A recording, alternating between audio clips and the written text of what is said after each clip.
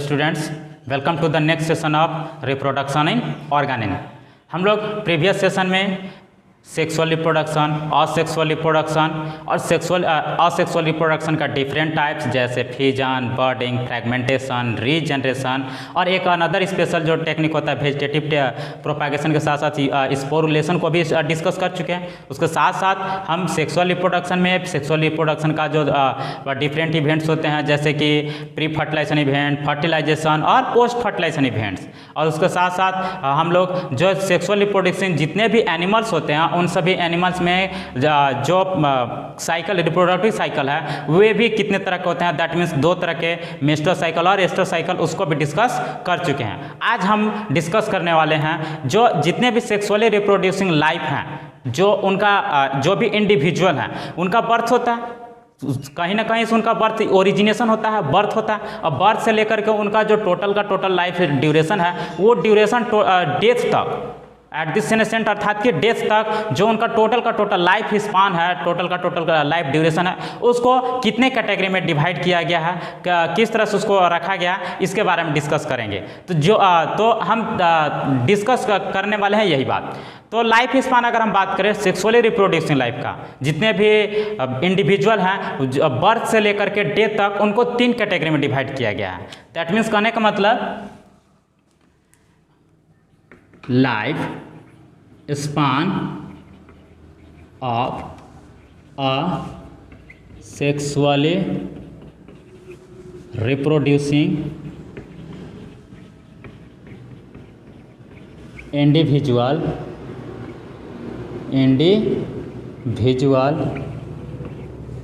Are categorized into 3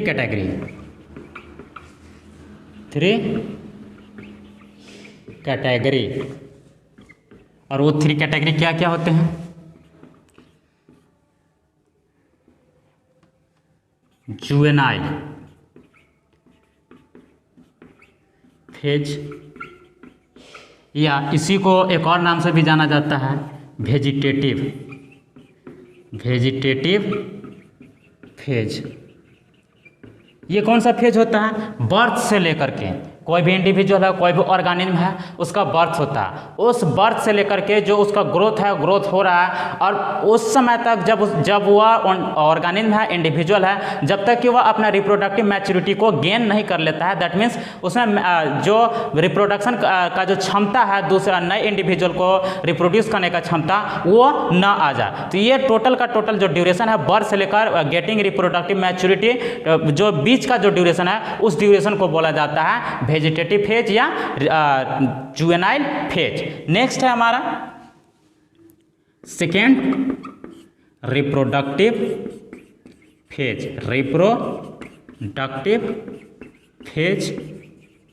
और maturity phase.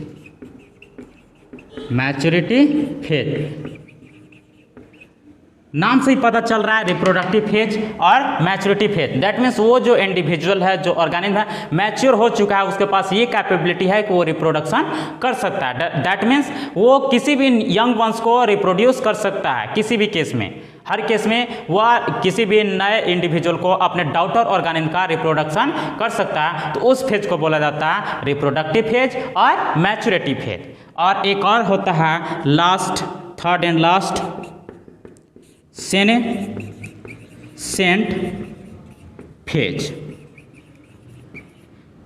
ये वो फेज होता है जब कोई भी इंडिविजुअल, कोई ऑर्गेनिज्म है, वो रिप्रोडक्शन का जो क्षमता है किसी भी डॉटर ऑर्गेनिज्म है उसको रिप्रोड्यूस करने का जो कैपेबिलिटी है वो लॉस कर देता है। जैसे कोई अगर हम ह्यूमन बीइंग का ही बात करें तो अपना रिप्रोडक्शन करने के बाद मैच्योरिटी स्टेज में आते आते रिप्रोडक्शन करते करते नए डॉटर सेल का जो ऑर्गेनिज्म है उसका रिप्रोड्यूस करते करते कोई ना कोई एक ऐसा ड्यूरेशन आएगा जब उसके पास ये कैपेबिलिटी लॉस हो जाए, जो उसका जो रिप्रोडक्शन का जो कैपेबिलिटी है वो लॉस कर जाएगा। तो लॉस करने के बाद जो उसका जो ड्यूरेशन है उस ड्यूरेशन को बोला जाता है सेनेसेंट फेज। ओके, तो एक एक करके हम लोग लिख लेते हैं। जुवेनाइल फेज, वेजिटेटिव फेज, कहने का मतलब birth up to getting the reproductive maturity. That means duration of any individual और organism from birth to up to getting the reproductive maturity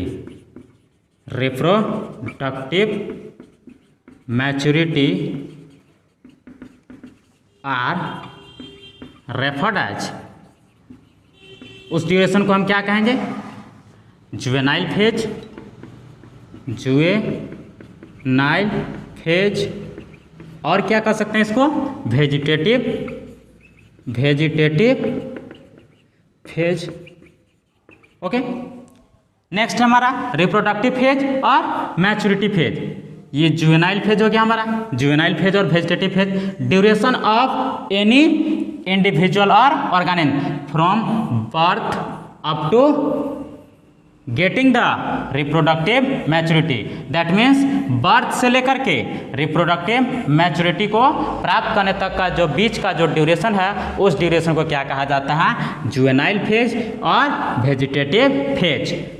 reproductive phase और मैच्योरिटी फेज। ये reproductive phase और maturity phase क्या है? That means कोई भी individual है, कोई भी ऑर्गेनिज्म है, उसके पास ये कैपेबिलिटी है कि वो किसी भी डॉटर ऑर्गेनिज्म का रिप्रोडक्शन कर सकता है, उसका फॉर्मेशन कर सकता है। Duration of organism having capability to reproduce young ones are referred as reproductive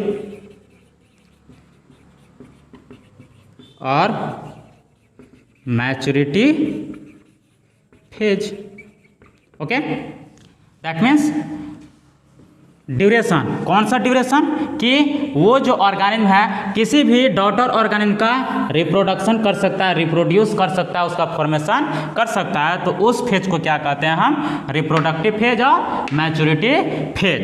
next है हमारा सेनेसेंट फेज, नेक्स्ट और लास्ट। दैट मीन्स कोई भी ऑर्गेनिज्म है, वो कोई भी जो मैच्योर ऑर्गेनिज्म है, कोई भी एनिमल है, ऑर्गेनिज्म है, उसके पास जो रिप्रोडक्शन का जो कैपेसिटी है वो लॉस कर जाता है। तो लॉस करने के बाद जो उसका जो डेथ तक का जो ड्यूरेशन बचता है, उस ड्यूरेशन को कहा जाता है senescent phase. Duration of organism from losing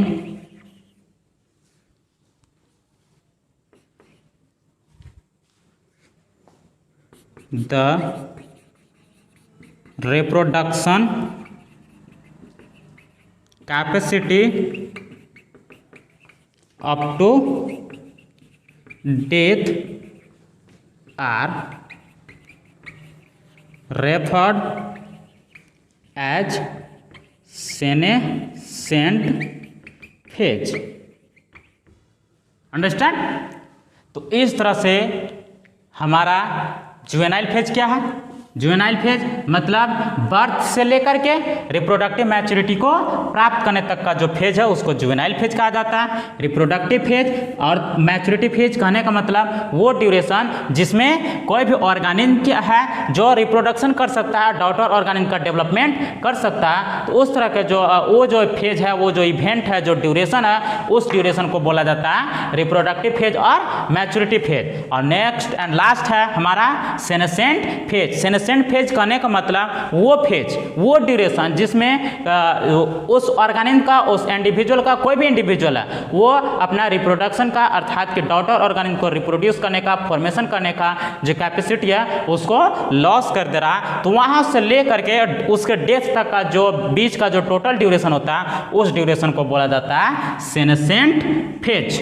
okay, तो इस तरह से आज और अभी हमारा रिप्रोडक्शन इन ऑर्गेनिज्म जो चैप्टर है कंप्लीट होता है। तो अब हम लोग एनसीईआरटी का एक्सरसाइज देखते हैं। आप सभी के पास उम्मीद करते हैं कि टेक्स्ट बुक होगा। जिनके पास टेक्स्ट बुक नहीं होगा वे पीडीएफ डाउनलोड कर सकते हैं एनसीईआरटी के ऑफिशियल वेबसाइट से। चलिए देखते हैं इस चैप्टर का एक्सरसाइज का फर्स्ट क्वेश्चन है। फर्स्ट क्वेश्चन क्या है? Why is reproduction essential for organism? कहने का मतलब किसी भी ऑर्गेनिज्म के लिए रिप्रोडक्शन आवश्यक क्यों है? तो आप लोग बताइए, सोचिए। शुरू में ही बताए थे, बिगनिंग में ही, कि कोई भी ऑर्गेनिज्म है उसके लिए रिप्रोडक्शन क्यों आवश्यक है। दैट मीन्स कोई भी ऑर्गेनिज्म है उसका स्पीशीज इस पर कभी वो जन्म लिया है तो कभी ना कभी वो तो मरेगा ही मरेगा, कुछ ड्यूरेशन है। उसके बाद क्या होगा?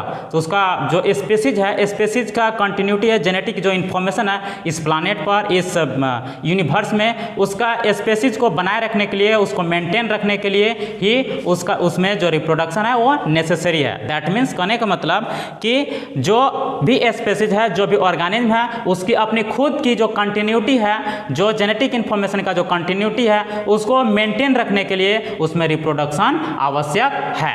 ठीक है, नेक्स्ट है which is a better mode of reproduction, sexual और असेक्सुअल? व्हाई? क्वेश्चन है which is a better mode of reproduction, sexual और असेक्सुअल? कौन सा जो रिप्रोडक्शन का जो इवेंट है वो क्या है? बेटर है। बेटर मोड कौन सा है, सेक्सुअल और असेक्सुअल? व्हाई? क्यों? तो सेक्सुअल कहने का मतलब कि दो अलग अलग तरह के जो दो अपोजिट सेक्स वाले जो गैमेट्स हैं वे क्या होते हैं? सेम स्पीसीज के दो अपोजिट जो गैमेट हैं वे फर्टिलाइजेशन में इन्वॉल्व करते हैं। फर्टिलाइजेशन जब उनका होता है तब क्या होता है? एक न्यू बॉर्न का बर्थ होता है, उसका यंग वंस का फॉर्मेशन होता है। तो और असेक्सुअल में क्या होता है? कोई भी एक अकेला जो पेरेंट होता है वो अकेला पेरेंट ही क्या होता है? अपने आप में कैपेबल होता है किसी भी न्यू बॉर्न डॉटर को रिप्रोड्यूस करने के लिए। लेकिन एक चीज़ है, जो असेक्सुअल रिप्रोडक्शन में जितने भी जो ऑर्गेनिज्म जो डेवलप होते हैं उनका जेनेटिक जो इन्फॉर्मेशन है, जेनेटिक इन्फॉर्मेशन में तो कोई बदलाव नहीं हुआ। क्या कोई बदलाव हो रहा है? कोई एक सिंगल पेरेंट है, वो सिंगल पेरेंट क्या हो रहा है? सिंगल पेरेंट अपना खुद से टूट रहा है या चाहे जैसे भी वो सिंगल अकेला है, अकेला ही है और अकेला ही क्या कर रहा है? अपना जो नया जो डॉटर स्प्रिंग है, डॉटर ऑफ स्प्रिंग है, उसका फॉर्मेशन कर रहा है। तो फॉर्मेशन करने से क्या हो रहा है? उसमें जो उसका जो एक्चुअल जो जेनेटिक जो इन्फॉर्मेशन है वो जेनेटिक इन्फॉर्मेशन में कोई चेंजिंग नहीं हो रहा है। लेकिन वही अगर सेक्सुअल रिप्रोडक्शन की बात करें तो जो गैमेट्स हैं वो उन गैमेट्स दो अलग अलग अपोजिट सेक्स वाले गैमेट्स हैं, एक कहीं और से भी सकता है, दूसरा कहीं और से भी हो सकता है। तो दोनों का अलग अलग जेनेटिक इन्फॉर्मेशन। अब ये जो दोनों जो जेनेटिक इन्फॉर्मेशन है एक साथ मिलेंगे तो एक नया तरह का, अलग तरह का जेनेटिक इन्फॉर्मेशन क्रिएट होगा, एक जेनेटिक सीक्वेंस तैयार होगा। और उस जो जेनेटिक सीक्वेंस होगा, जो नया जेनेटिक सीक्वेंस जो तैयार होगा वो ज़्यादा सर्वाइवल के लिए पॉसिबल है। क्यों? क्योंकि वो जो नए तरह का जो अलग अलग तरह का जो जेनेटिक इन्फॉर्मेशन आ रहा है वो जेनेटिक इन्फॉर्मेशन हमेशा जो हर स्टेप पर जब भी नए डॉटर ऑर्गेनिज्म का जो इंडिविजुअल का जब फॉर्मेशन होगा तो उसी तरह से नया जेनेटिक इन्फॉर्मेशन बनते जाएगा, नया जेनेटिक सीक्वेंस तैयार होते जाएगा। तो जो नया जेनेटिक सीक्वेंस है उस जेनेटिक सीक्वेंस में क्या होगा? उसमें सस्टेनिटी होगा, उसमें ये क्षमता होगा, डिफेंस का क्षमता।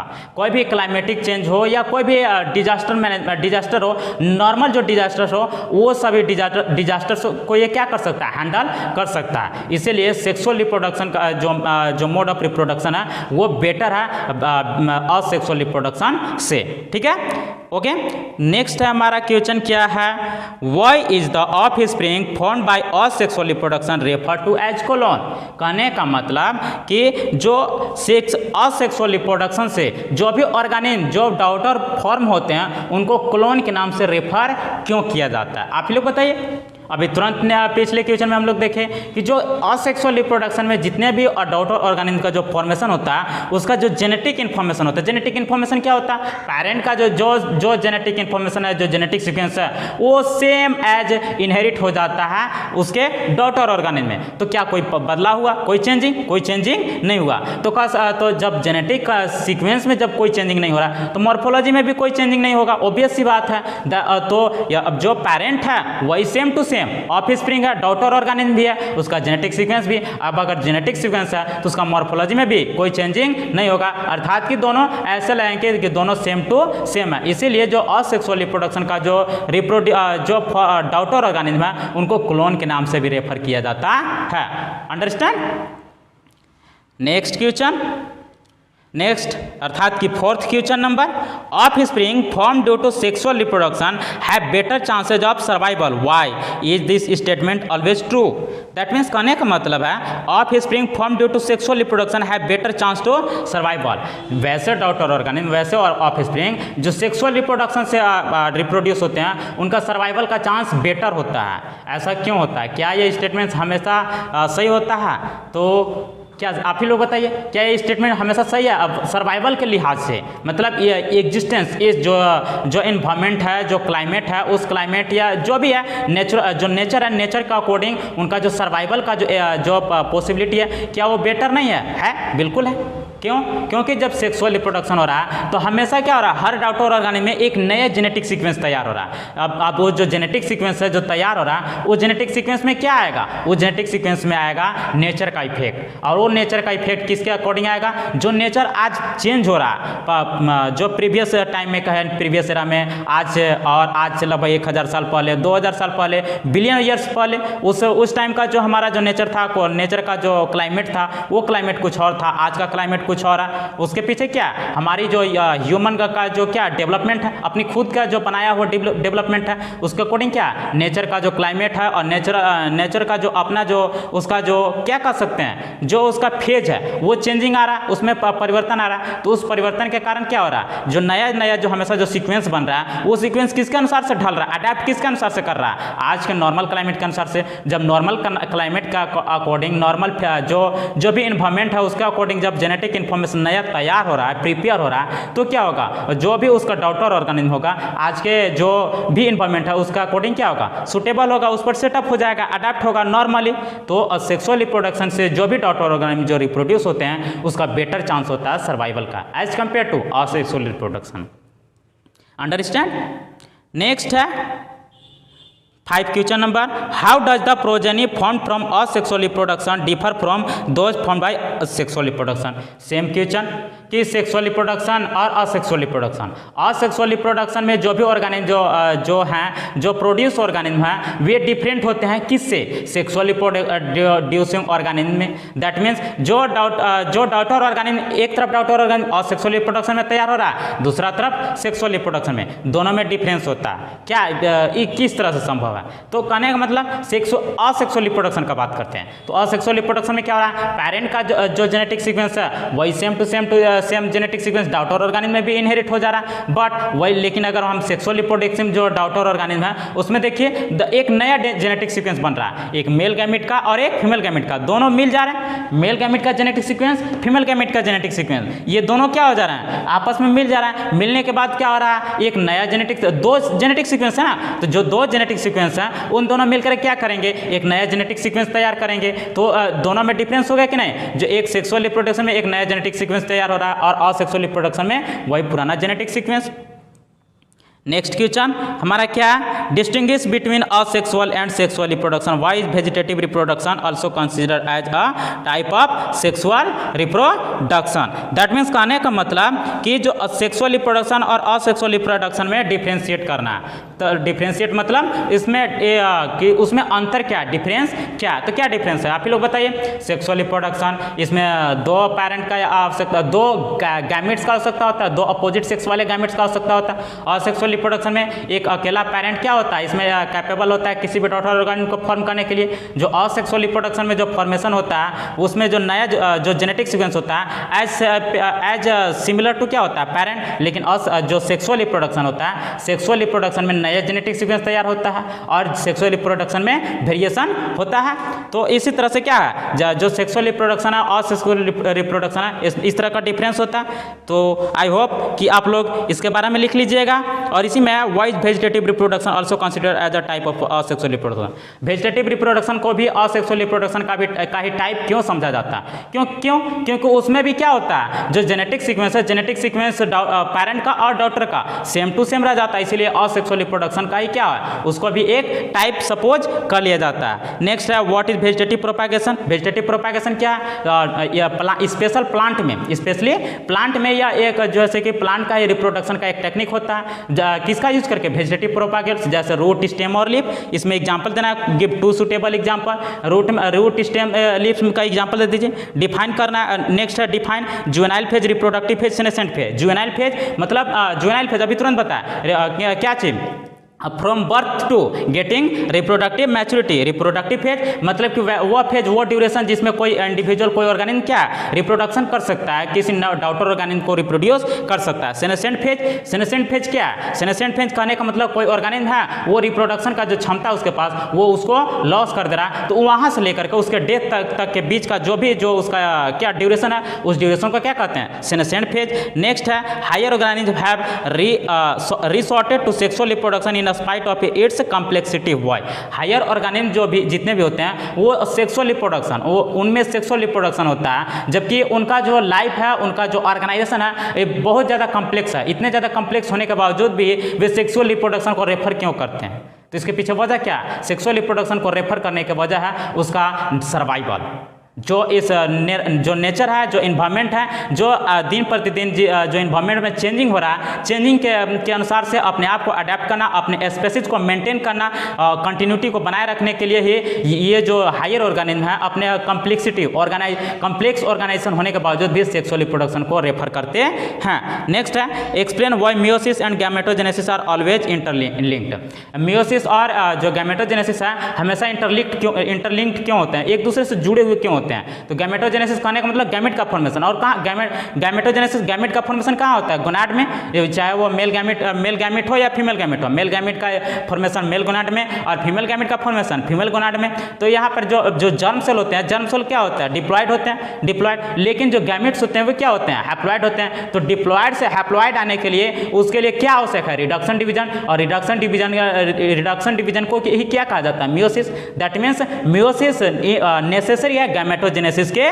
लिए, मतलब गैमेट के फॉर्मेशन के लिए। इसीलिए मियोसिस और गैमेटोजेनेसिस एक दूसरे से इंटरलिंक्ड हमेशा होते हैं। नेक्स्ट है identify each part in a flowering plant and write whether it is haploid n और डिप्लॉयड टू एन। कहने का मतलब नीचे कुछ ऑप्शन दिया गया, जो कुछ टर्म दिए गए, इस टर्म के बारे में आपको बताना है कि कौन सा हैप्लॉयड है और कौन सा डिप्लॉयड। ओवरी, ओवरी क्या, ओवरी हैप्लॉयड या डिप्लॉयड, ओवरी, ओवरी अपने आप में गोनाड है, तो गोनाड अर्थात कि फीमेल गोनाड, फीमेल गोनाड है तो कंप्लीट फीमेल गोनाड है। जो जर्म सेल, जिसमें जर्म सेल होता है, और जर्म सेल क्या करता है, ओभा का प्रोडक्शन करता है। तो ओभा क्या होता है, ओभा का प्रोडक्शन करता है। ओभा क्या होता है, ओभा एक अपने आप में गैमेट होता है, लेकिन ओभा का फॉर्मेशन कहाँ हो रहा है, ओवरी में हो रहा है। दैट मीन्स ओवरी अपने आप में क्या है, डिप्लॉयड स्टेज में है, कंप्लीट है ना। तो डिप्लॉयड स्टेज में एंथर क्या, एक ये भी ओवरी की तरह ये भी गोनाड है। गोनाड कहने का मतलब मेल गोनाड है, प्लांट में होता है, और ये मेल प्लांट में होता है। और इसी एंथर में क्या होता है, पोलन ग्रेन का प्रोडक्शन होता है, अर्थात कि एंथर भी क्या होता है, डिप्लॉयड होता है, अर्थात कि 2n स्टेज में होता है। एक ओभा है, ओभा क्या होता है, ओभा अपने आप में एक गैमेट है ना। तो जब गैमेट है तो क्या होगा, गैमेट अपने आप, गैमेट कैसा होता है, हैप्लॉयड स्टेज में होता है, अर्थात कि एन स्टेज में होगा। पोलन भी एक गैमेट है, अर्थात कि मेल गैमेट है, प्लांट का, फ्लावरिंग प्लांट का मेल गैमेट। ये जब गैमेट है तो क्या होगा, हैप्लॉयड होगा, अर्थात कि एन, मेल गैमेट। नेक्स्ट है मेल गैमेट, गैमेट करने का मतलब हैप्लॉयड स्टेज, अर्थात कि मेल गैमेट। एन स्टेज में जाइगोट, सबसे इंपॉर्टेंट थिंकिंग चीज़ है जाइगोट। क्या होता है, आप लोगों को पहले ही बताया था, जाइगोट किससे बनता है मेल गैमेट और फीमेल गैमेट, इन दोनों के फ्यूजन का जो रिजल्ट होता है, रिजल्ट क्या होता है, जाइगोट, अर्थात कि male gamete haploid, female gamete haploid. जब दोनों हैप्लॉइड जो दो गैमेट जब मिलेंगे तो हैप्लॉइड और हैप्लॉइड दोनों मिलेंगे तो क्या हो जाएंगे, डिप्लॉइड। दैट मीन जाइगोट क्या होता है, डिप्लॉइड 2n। इसके बाद नेक्स्ट है हमारा define external fertilisation, mention its disadvantage. External fertilisation क्या होता है, दैट मीन्स फर्टिलाइजेशन क्या होता है, fusion of male gamete and female gamete. तो मेल गैमेट और फीमेल गैमेट का जो फ्यूजन है, वो फ्यूजन का जो प्रोसेस है जो ऑर्गेनिज्म का जो बॉडी है उससे बाहर होता है, तो इसको हम एक्सटर्नल फर्टिलाइजेशन कहते हैं। इसका डिसएडवांटेज क्या है, इससे हमें क्या लॉस हो सकता है, तो लॉस क्या हो सकता है, कोई भी एक्सटर्नल जो भी ऑर्गेनिज्म है उससे एग का या स्पर्म का लॉस हो सकता है। ठीक है, तो आज के लिए इतना ही, फिर से मिलते हैं नेक्स्ट क्लास में। और आप लोग एक्सरसाइज को कंप्लीट कर लीजिएगा, जो भी परेशानी होगा वो कमेंट बॉक्स में कमेंट कीजिएगा। और नेक्स्ट क्लास में हम लोग देखेंगे नेक्स्ट चैप्टर, वो भी 6 यूनिट का नेक्स्ट चैप्टर क्या है, second chapter, sexual reproduction in flowering plants, sexual reproduction in flowering plant. तो आप लोग एक बार देख लीजिएगा। Thank you.